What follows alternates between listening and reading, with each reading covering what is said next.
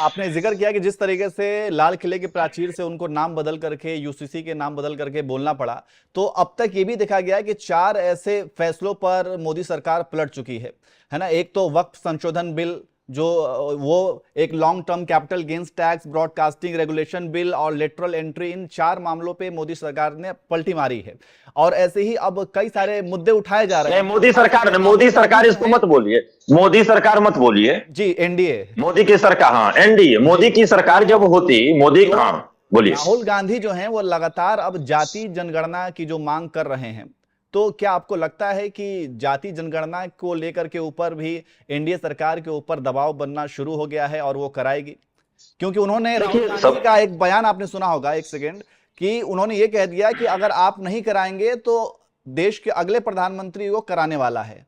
तो इसके बाद ये भी कहा जाने लगा था कि राहुल गांधी जो है वो खुद को भी ऐसा बता रहे हैं कि जी बिल्कुल। देखिए है क्या कि यहाँ पर इस बार जो है एनडीए की सरकार को 3-4 मुद्दों पे बैकफुट पे आना पड़ा। यह विपक्ष की जो है मजबूती है, और जब देश की जनता ने विपक्ष को उतना मजबूत स्थिति में ला दिया है कि अब सरकार को, यहां तक तो विपक्ष का छोड़िए, सरकार के अंदर जो घटक दल हैं उन्होंने ही कई मुद्दों पे इनका विरोध किया है। जी वक्फ से लेकर जो भी आपकी आईएएस जो बना देते हैं उस पर देख लीजिए, या अपने शेयर की बात हुआ था उस पर भी आप देखिए, जो भी मुद्दे आ रहे हैं सब पे मतलब उनके घटक दल भी विरोध कर रहे हैं। लेकिन रही बात राहुल गांधी का, जो कि जातिगत आरक्षण के वो जनगणना की बात कर रहे हैं, इसमें भी राहुल गांधी ही नहीं, देश की हर पार्टियां जो हैं कहीं ना कहीं अपरिपक्वता दिखा रही हैं। यहां पर जातिगत जनगणना करने की बजाय आरक्षण की मजबूती के लिए कर रहे हैं। तो हमारे हिसाब से हमारा मत है, इस पे आप संरक्षण की बात कर दीजिए ना। पूरे 140 करोड़ भारतीयों की बात होती है, आरक्षण चलने दो, उसके साथ संरक्षण की बात करते हो, आने वाले समय में पूरे देश की जनता संरक्षित हो जाएगी न्याज भाई, और आरक्षण अपने आप जनता ही नकार देगी। लेकिन सब वोट पॉलिटिक्स की बात कर रहे हैं। इस पर मैं राहुल गांधी के जो ये बयान है या जो उनके आगे करने की जो प्रक्रिया है उसका मैं समर्थक नहीं हूं, क्योंकि मैं संरक्षण की बात करके चल रहा हूं। जी। तो जी अच्छा, चलिए जम्मू कश्मीर की हमने बात कर ली, अब महाराष्ट्र की अगर बात करें तो महाराष्ट्र में लोकसभा चुनाव के नतीजे आपने देखे कि महाराष्ट्र में क्या है। इसके बाद ये कहा जाने लगा कि अब महाराष्ट्र में जो है बीजेपी काफी कमजोर है, और शिंदे सरकार जो इनके गठबंधन में सरकार वहां पे है वो कमजोर पड़ती दिख रही है, और इस वजह से वहां पे अब तक विधानसभा चुनाव की तारीख का ऐलान नहीं हुआ है।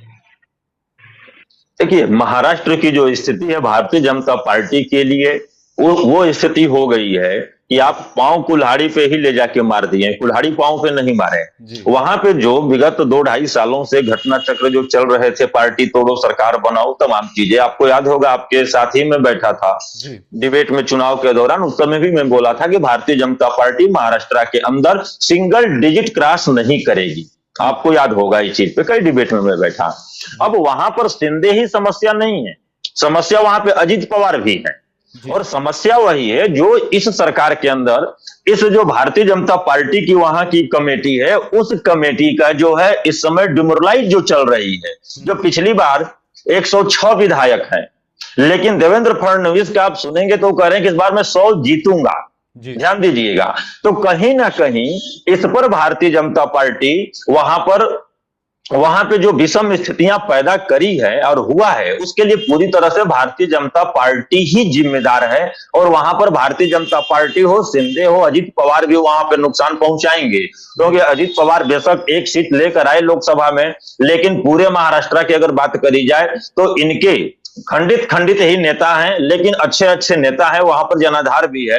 अगर इनको भी महत्व नहीं दिया जाएगा, आपने देखा था कि छगन भुजबल हो या इनके तरफ से हो, शिंदे की तरफ से बयान आने लगे कि मुझे 85 सीट चाहिए तो मुझे 100 सीट चाहिए, भारतीय जनता पार्टी 150 से नीचे लड़ना नहीं चाहेगी। तो ये सब चीजें हैं, और वहां की जो महाविकास आघाड़ी है और वहां की जनता है, ये जनता जान गई है कि भारतीय जनता पार्टी मजबूत उसी परिस्थिति में थी जब शिवसेना, शिंदे की नहीं, उद्धव ठाकरे की, और उद्धव ठाकरे की हैसियत महाराष्ट्र के अंदर क्या रहा है वो सब जानते हैं। और हिंदुत्ववादी पहले नंबर पे वो रहे हैं, फिर भारतीय जनता पार्टी पीछे रही है।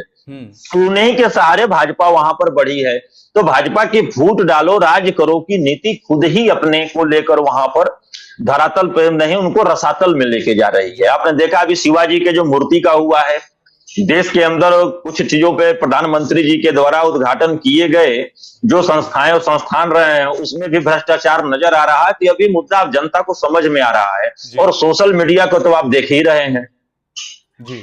लेकिन इसके जैसे कि नीरज जी आपने जिक्र किया अजीत पवार का, तो अजीत पवार को लेकर के ये भी कहा जा रहा है कि बीजेपी कार्यकर्ताओं और शिंदे गुट के जो कार्यकर्ता हैं उनके अंदर भी नाराजगी है। क्योंकि आपने हिंदुत्व की जो बात की, तो हिंदुत्व के एजेंडे पे जो है वो कहीं ना कहीं अजीत पवार खरे नहीं उतरते हैं, और जिस तरीके से उनको अपने साथ ये लोग लेकर के आए, तो इस वजह से नाराजगी अंदर है अजीत, और हो सकता है कि चुनाव से पहले अजीत पवार को दरकिनार भी कर दिया जाए। देखिए, इसमें आपने दो सवाल उठा दिए।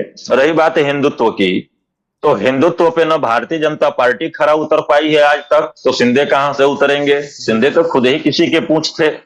अजीत पवार की जो बात है, अजीत पवार का आना ही इसलिए हुआ था कि उनके ऊपर जो भारतीय जनता पार्टी ने मुकदमे लगाए थे, जो उनके ऊपर घोटाले का था, वो सब चीजें राफ साफ हो गया है। तो इसको लेकर चल रहा है। शिंदे को लेकर इनको चलना इसलिए कि शिवसेना को लेकर चल रहे हैं, और भारतीय जनता पार्टी की इतनी क्षमता नहीं है महाराष्ट्र के अंदर या देश के कई ऐसे प्रदेश हैं जहां की अपने दम पर ये चुनाव लड़ने के लिए कदम बढ़ा सके। अब ये क्या होगा कि जो आपके अजीत पवार हैं, अजीत पवार या तो बैक टू पवेलियन जाएंगे, अगर बैक टू पवेलियन जाते हैं तब महाविकास आघाड़ी मजबूत होता है, अगर यहां पे बने रहते हैं तब भी महाविकास आघाड़ी ही मजबूत होगा। लोकसभा के जो चुनाव के रिजल्ट आए हैं वही रिजल्ट जो है विधानसभा में सीटों में कन्वर्ट होने वाले हैं।